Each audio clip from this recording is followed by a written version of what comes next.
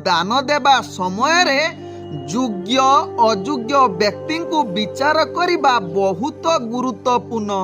कहीं गाई घास खाए मध्य क्षीर दिए, साप क्षीर पीए मध्य विष पाटिरी हूँ बाहर करिथाय।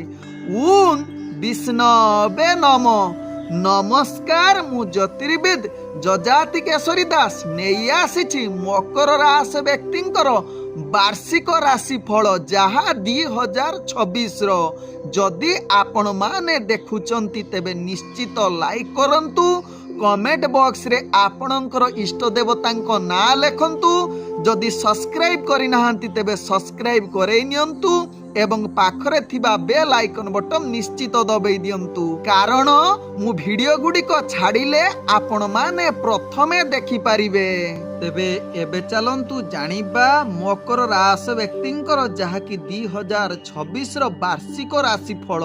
वर्ष सफलतार परिपूर्ण रहिबो। आपण एक जान किंबा संपत्ति पाई पारंती। आसंतु जानिबा जहाकी ये वर्ष जहाकी मकर राशि व्यक्ति व्यवसाय क्षेत्र रे बा चाकरी क्षेत्र रे कोण रहुची ए वर्ष आपणक पई अनुकूल रहिबो। एक नूतन कार्य करिबा पई भल रहुची। शनिक स्थिति अनुकूल रहिबो, शुक्र बुधक स्थिति अनुकूल रहुची।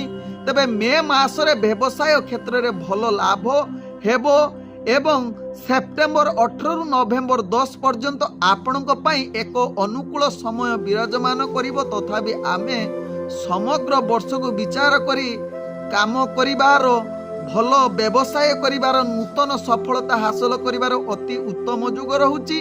तेबे मकर राशि व्यक्ति आर्थिक दृष्टि देखिले आपणकर आर्थिक अपेक्षित अर्थात आर्थिक लाभ पाइबार पूर्ण सुजोग रहुची। विदेश क्षेत्र अनेक प्रकार लाभ पाई पारंती। आपणकर व्यवसाय क्षेत्र में विदेश यात्रा तथापि सेप्टेम्बर 18 नवेम्बर 12 पर्यंत आपण को टिके कष्टकर होई पारे बा अर्थ निज इच्छा अनुसार आसी न पारे। यह प्रति ध्यान देवार आवश्यकता रही।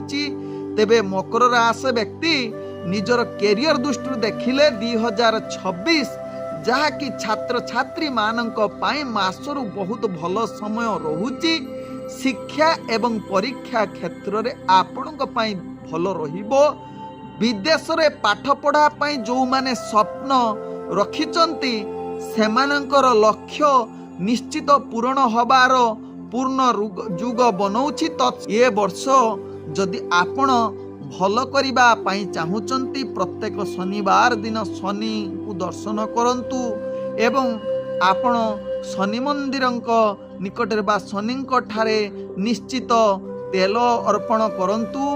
देखिबे जहाँकि आपणकर जो समस्या रहुची से समस्या समाधान सहित आपणकर प्रत्येक वृत्तिगत कार्य निश्चित सफलता अवलंबन करेइबो। तेबे एही उपाय करंतु एवं आपणक समस्यार समाधान करंतु।